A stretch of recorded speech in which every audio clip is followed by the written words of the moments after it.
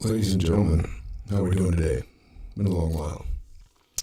Welcome from Coyote, Wyoming. Today I'm just going to tell a little story. There's a lot of stuff, a lot of shit that's been going on, and it just never seems to get better, does it? The shit just keeps rolling downhill, and it just accumulates, and what we're doing is not working. I mean, you've got to admit that. If you can't admit that, then God, these lights are terrible. I don't necessarily know what to tell you. I mean, because you can't say that this is working out. Everybody's all about this, and you know that there's a word out there that just drives me absolutely nuts. There we go, that's a little better. And that word is, yes, democracy. That's a little bit, a little green, but that'll work. I can't stand that word. And anybody that knows me, you understand that. At least you know that about me. You might like democracy. You might think that that's a great idea. First of all, we don't have a democracy. That's a fallacy. We never have. I believe it was Benjamin Franklin. They asked him, after they'd signed, the Constitution, they said, well, what have you given us? And he said, a representative republic if you can handle it, if you can keep it. I believe. I'm just going off the cuff there. I might have a couple words wrong. That's not a direct quote. It's just to the effect of what I believe and what I think he said. I could be wrong. If I am, call me out. Let me know. However, all this shit with democracy, look what it's got us. Nothing. It's got us where we are. That's our best thoughts. That's society's best thinking has got us here. We are the children of alcoholic parents. I mean, bottom line. I mean, we do the same thing over and over again. We think something's going to change. We keep voting. We keep doing the same shit. Keep paying taxes. We keep being stupid. We keep, getting behind all these endless wars and propping up these individuals that are, they're quite frankly toxic. I mean, what would a guy like Bernie Sanders be doing if he wasn't in politics? What would a guy like Joe Biden be doing? He'd be like a groundskeeper at a high school. If he could, he'd be like a janitor. Somehow the guy managed to get himself into politics, and here he is now. Allegedly, a majority of this country has elected this guy for president. I mean, he's over there in Japan right now promising. Now we're talking F-16 fighter jets with your tax dollars to go to Ukraine, right? We're escalating this, and we're escalating it on purpose. Like Trump says, he says, "Listen, one day in office, and this thing's over." And I believe the man. I don't think this would have ever happened. Under Trump, I don't think there's any way. There's no way. And I mean, it's come out who the corrupt ones are. We've seen the collusion. We've seen the corruption. Now, whether you want to admit it or not, that's on you. And that's a problem with stupidity, because stupid people, they lack the capability to say, hey, I was wrong. Inherently, stupid people will not examine. They don't do any self-introspection on their thoughts. They have beliefs, right? They believe shit. Stupid people believe shit. Like, you can't go through life believing anything to be true, because what you believe today, you're going to find out, whether it be within the next month, year, 2 years, 5 years, you're going to find out that what you believed, that you were willing to fight for and go to the mat for, will have been wrong.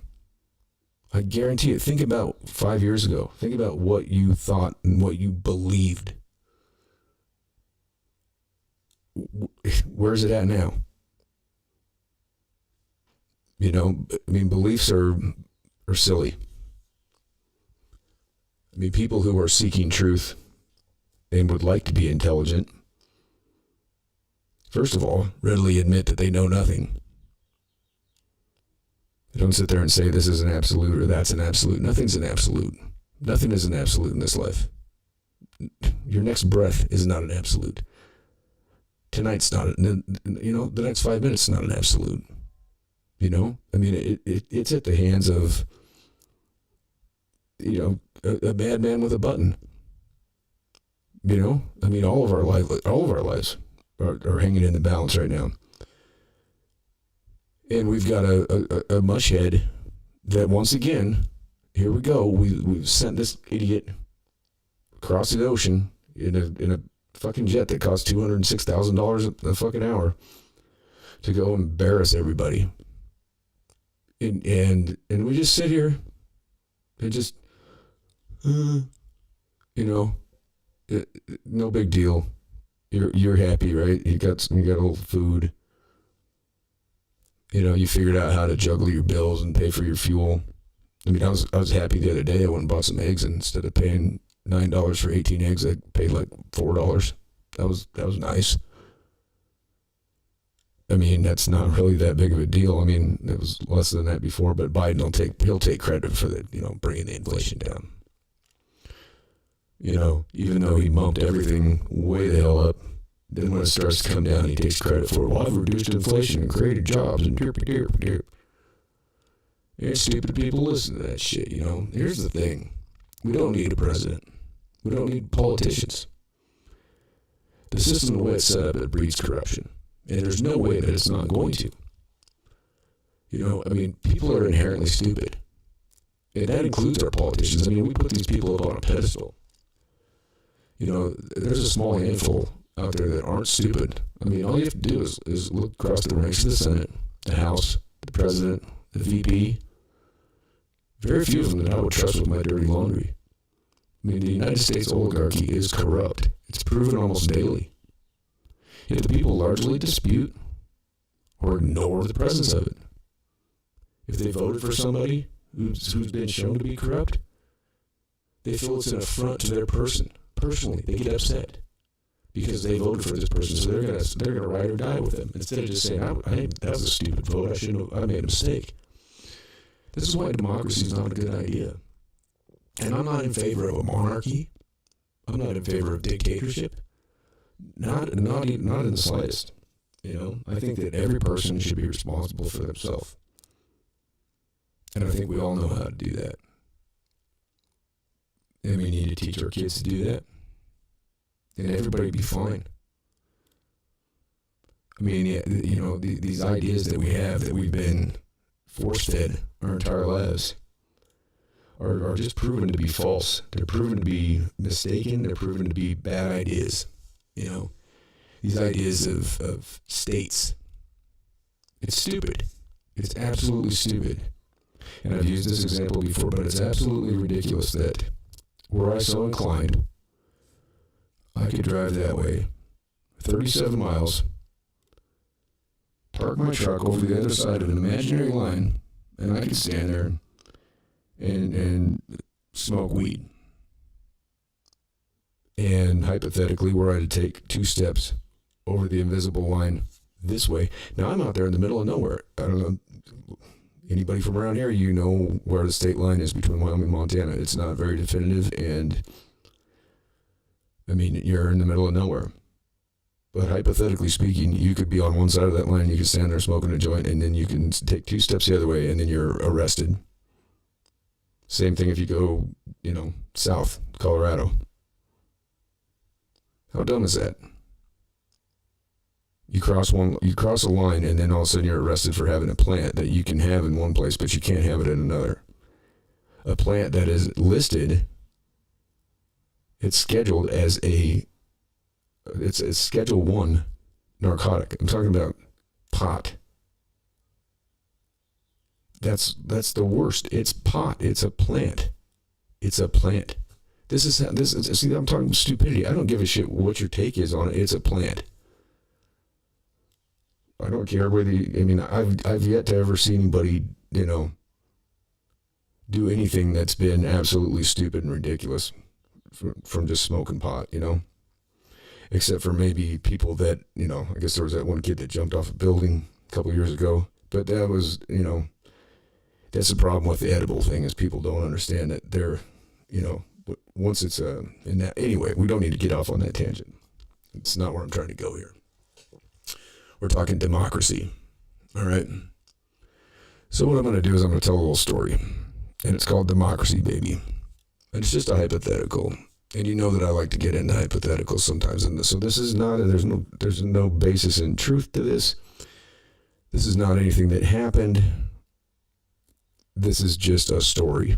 This is fictional. This is in my twisted mind, something that I wrote the other day. Just thinking about democracy, because it drives me nuts to hear every stupid pundit, democracy, democracy, democracy. We do not live in a democracy, people. When was the last time you had a choice in anything? I mean, if your vote mattered, you wouldn't be allowed to do it. Think of it that way. If your vote meant a fucking thing, you wouldn't be allowed to do it. They take everything from you. Everything. You get taxed on everything. If you're starving to death and have nothing, you can't go out and catch a fish unless you got the license. Otherwise, guess what? You're losing the Game and Fish is taking your fish, and you're starving. I told this, that was another hypothetical that I put out there the other day. And this is another such hypothetical, and I've got into this a little bit, but I'm going to take it a little bit further this time, so bear with me. Listen till the end. Hopefully you all can laugh about it. I mean, there's some elements in it that are a commentary on society. Some of it's funny, and some of it's kind of scary when you think about it, because, I mean, quite frankly, it's not too far-fetched to think that we could be, at any point in time coming upon a point in history where we're living like Lord of the Flies. And that's kind of what, that's kind of where this is at. So once again, don't get upset. Just, if you want to listen. If not, I understand too. It's just a hypothetical. So it's called Democracy, Baby. And, like I said, it's just silly. So I'm going to run through it.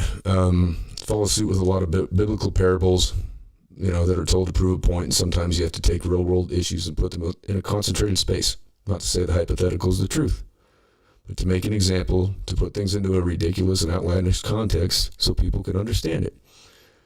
Before anybody starts firing off, remember, it's a hypothetical. It's a what-ifism, so to speak. Many of the stories and parables that have been passed down over time have been the same thing.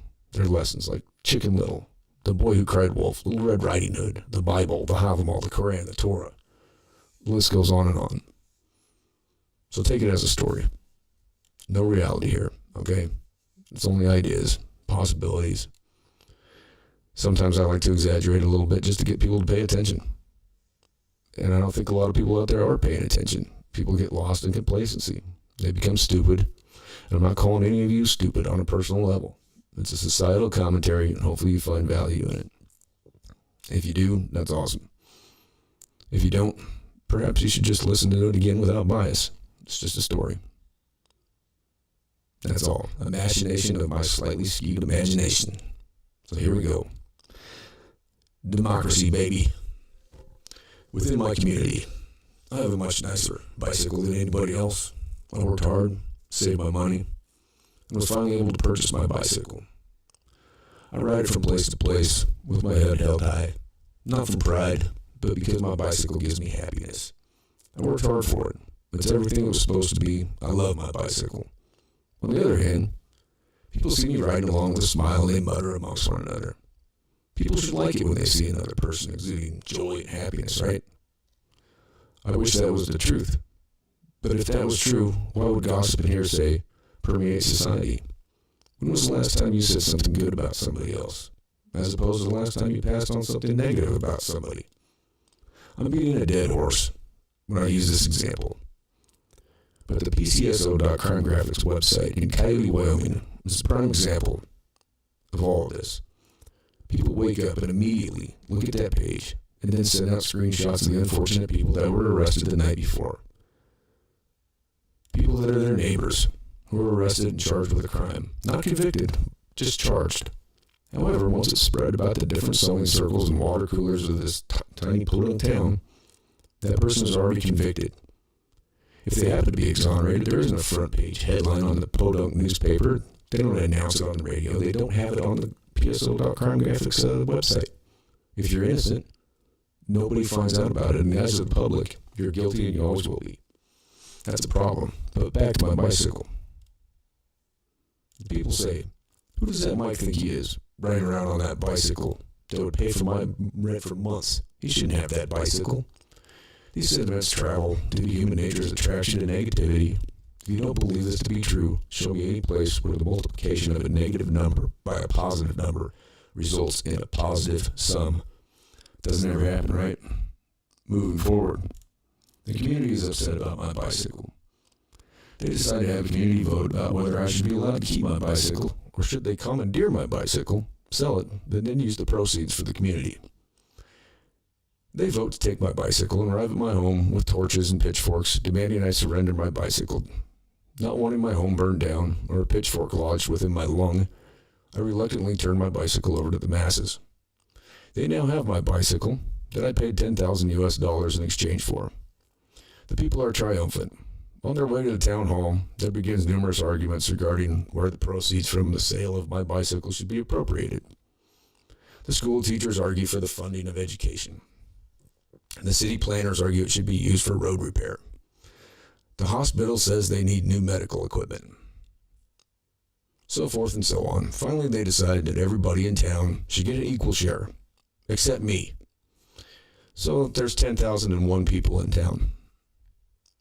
Well, it's now a used bicycle. So the highest bid they can find is for $5,000. They talk amongst themselves and decide something is better than nothing, and they accept the bid. They march the bicycle to the post office after spending $15 on the necessary packaging, as well as another $15 for the necessary tools to disassemble the bicycle. They take it to the UPS store, where they find out the bicycle will cost $150 to ship. Every person pitches in equally. This is democracy, right? Off the bike goes. The payment hits the account of Rusty Clapsaddle, the town treasurer. There's been a 2% transaction fee enforced by PayPal.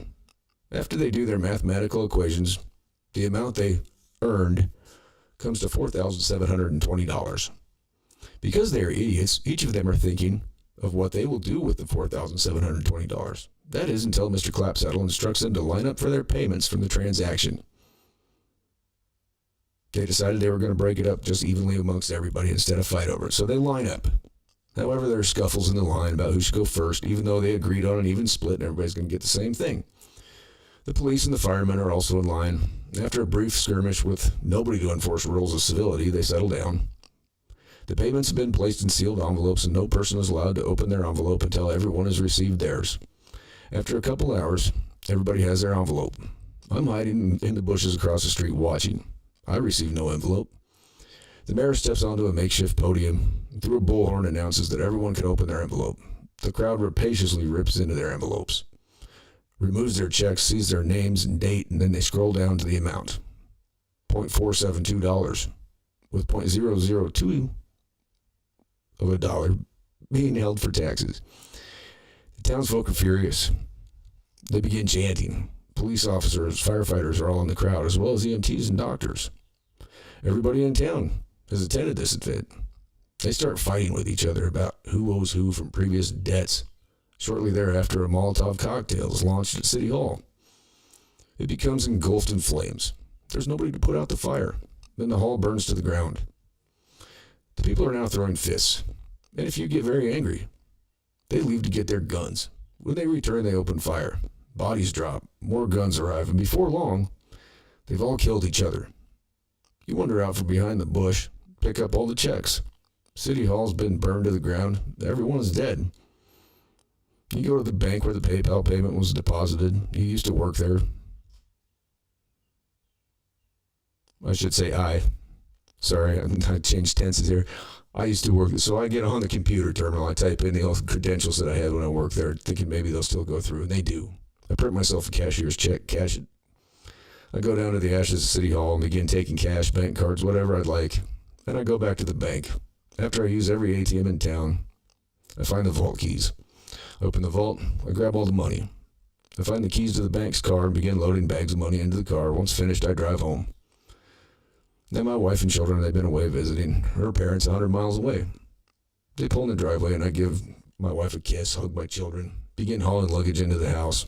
It's eerily quiet. My wife says, "Why is it so quiet here today? Why is the bank car here?" I laugh and tell her I'll explain in a moment. After unloading their bags, I go to the bank car and start hauling duffel bags into the garage while my wife watches. After the last one's in the garage, I close the door and ask her to make sure the kids are in bed, then to come back to the garage. She returns and I explain what happened, how the townsfolk took my bike, sold it for less than half the value, then killed each other while I sat behind a bush and watched. I figured there was nobody left to use the money, so I gathered it all up, and by rough estimation, I figured my family was now worth around $200 million. And we now own the town. My wife is at a loss for words. Then I look at her and say, "That's democracy, baby." Stupid story, right? But, oh God, is that a goddamn, what's flying around in here? I don't think it's a damn, oh shit, one of those son of a bitches. I'm probably gonna have to cut it off. I got a fucking hornet flying around in here. I'm gonna have to get out old reliable. Now here's what I do. This is a pellet gun, ladies and gentlemen. That's all it is. Pellet gun. Okay? Just air gun. What you do with this is you dump rock salt down in the end of it. You pump it up about 15, 20 times, and you put a paper wad in there, and you take yourself out of a yellow jacket with it. It's pretty fun to do. It leaves a salty mess that I have to vacuum up, but, I've got shop vacs, so it's kind of fun. It's entertaining. That's the only hunting I do. Oh, there's that son of a bitch right up there on the ceiling. If I had that thing loaded, I'd have him dead. Oh, I want to kill that son of a... I hate them son of a bitches. Anyway, so that's my story for now. I hope you enjoyed it. Maybe give you a laugh. But think about it. That's democracy. That's what happens when you have mass psychosis amongst people. This is what you end up with. Great, like I said, that never happened. It's not going to happen. But nothing's impossible. When you get a bunch of people together believing something stupid, it just escalates. It escalates and escalates. And that's why I say democracy is a bad idea. I say that we're all responsible for ourselves. And that's where it starts. I think that the system has gotten too corrupt to ever fix it. I don't see any remedy. As citizens, we just get, we get raked over the coals on a daily basis. And we work our entire lives. For what? To pay taxes? For what? For war? Your taxes don't go to do anything helpful for you or me or anybody. The fact of the matter is that it is just a way to keep you in control. And that's all it is. It's corrupt. It's wrong. It's just the way the system is set up, it goes against so many things that, you've got like natural law, right?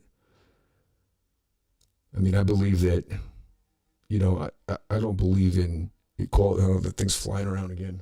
God damn it. I don't believe in equality of outcome. I don't think that that's going to happen. I believe that you should treat everybody right, though.